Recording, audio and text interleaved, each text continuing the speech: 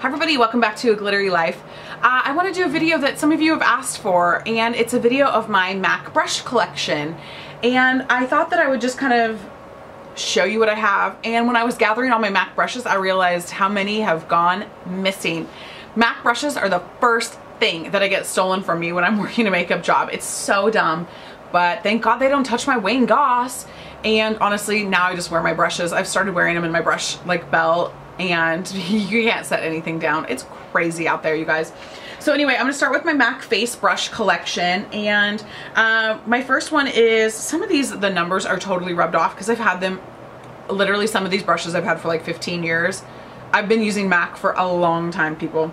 This is the 130, I believe. This is like the duo fiber like stipple brush, and I love this for foundation. I think this is a great for liquid foundation, like buffing this into your skin. Tinted moisturizer, I think it works really well with just to buff that right into your skin. I have this is the baby, and I have the mama, and this is the 187.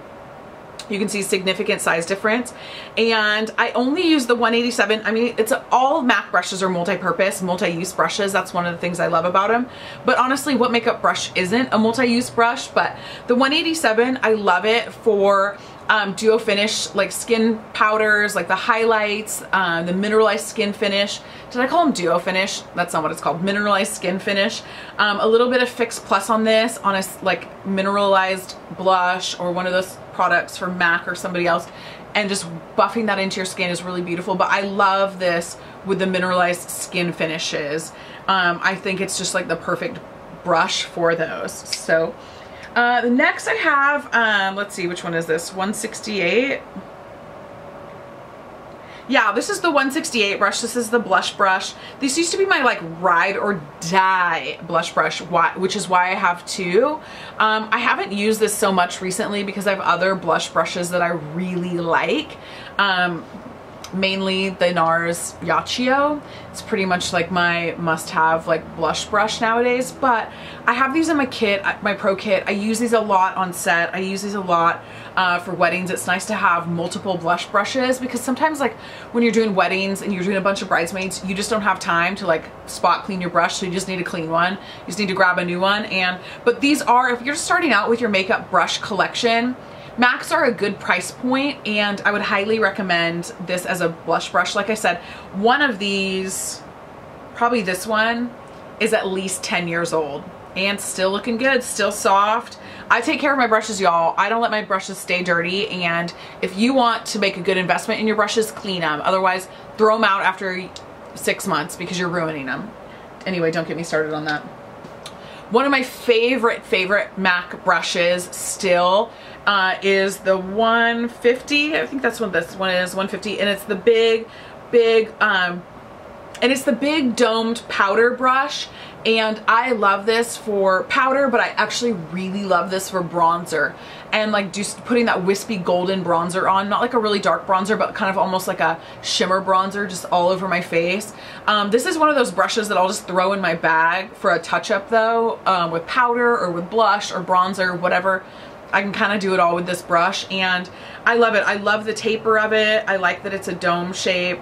And it probably needs to be washed and put together with a brush guard. I don't think I brush guarded this one last time I washed it to get it to kind of get its tight shape back up again, but I love it all fluffed out. And you gotta love a big fluffy brush, because this is an amazing one. So this is, if you don't have a great like powder brush or a great fluffy brush, I highly recommend this one. Another MAC brush that I have that I rarely use is the 163, and this is the MAC version of like their contour brush. And honestly, I have the Ida, so it's very rare for me to grab a different brush to contour with. And to be honest, this gives such a cut contour. This is great for editorial. This is great for when you're trying to do like really almost just carve out that cheekbone. I would use this actually instead of a powder product to blend out a cream contour if I wanted to keep it still kind of like that hard contour, that real fierce contour. But I don't reach for this one very often. Okay, now for my MAC eye brushes. Okay, so A couple of these I have two of. This is the MAC 242, and this is a synthetic brush. I've got the special edition short little baby one, and I've got the long one. And I have two of these because I use them a lot. They're really great for working with pigments, pressed pigments, the new cool electric cool shadows that just came out. That's what I'm using this brush with those. And honestly, like, I have to have this brush because of pigments. I love working with the pigments, and spraying Fix Plus on this and putting pigments on is amazing. In a pinch, I'll use this as a concealer brush, like to do some spot concealing, but I also really like how sharp the edge is on this, and so I can really like put kind of a sharp line underneath my eye as well. So this is a great brush to have. I like that. Another one that I have the dupes of is, what is this, 230, 238. I'm so sorry that I can't remember the numbers of these. You guys, I think this is 230 is what this is. They're so rubbed off. This one, 10 or 15 years old. This one is not so old, but I can tell that the older one is my favorite. MAC really changed their brushes, and the quality is so different now that when Estee Lauder bought MAC, the brushes are totally different. Sorry to say, they are much better in the olden days. There was nothing comparable to them back in the day. Nowadays, they're still great, but they're just not what they used to be. So this is like, I have to have, I wish I had 5 of this one in the old one. I actually have 3 of these because I have a limited edition double handle one, like, what is this called? Like double-ended. But I hate double-ended brushes, so to be honest, because I put all mine in jars like they do at Sephora. And so this this little bottom end right here just gets trashed. So, but I do have 3 of these, and I use this to pack on color onto my lid. Honestly, spraying it with Fix Plus if I need to, but really just packing that lid color on. This is one of the best brushes I've ever found to do that and to pack lid color. Now, MAC also has the 213, which is similar to the 230, but this is longer and softer, and this is like shorter and denser. So I think you can do a great job packing color on with the 213 as well. This is this limited edition special short handle one. And usually these are in my car, like in my little makeup kit in my car. But I don't think there's anything that compares to packing on color onto the lid like this brush right here. Okay, so I have probably 3 favorite MAC brushes of all time. Definitely the 242 because I use it all the time. The 230 or 238, I don't even know what that is. And then the 217.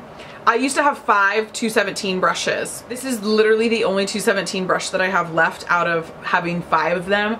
This is my favorite crease blending brush. I reach for it all the time. This is not a new brush. It's been in my collection for a long time. And I can't believe that I went from having 5 to having 1.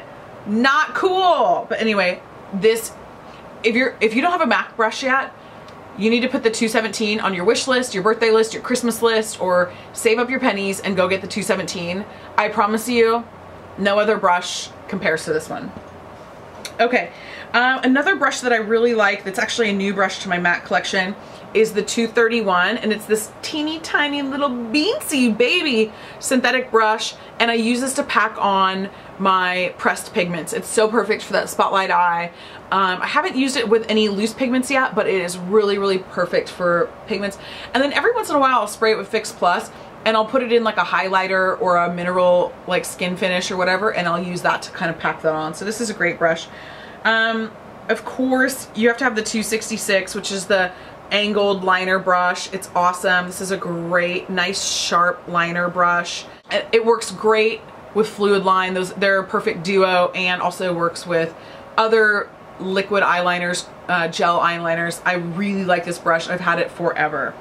I have their push eyeliner brush, which is 212, and this is the special edition short little baby handle too. Everybody needs like a push brush like this, a push liner brush. This is really great for underneath, and also really great for doing a cut crease. Makes it real easy to do that.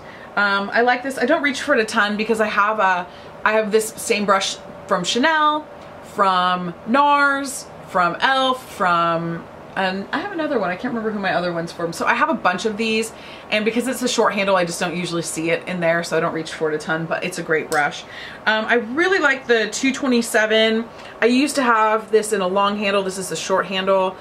This is really nice for setting your under eye concealer, really nice for blending out concealer, and also really a great, like if I didn't have bangs and I really worked on the top of my eye look, I would really use this to sort of buff that into the brow bone, but I actually really like this underneath. So, and then I have a MAC brush that I never use.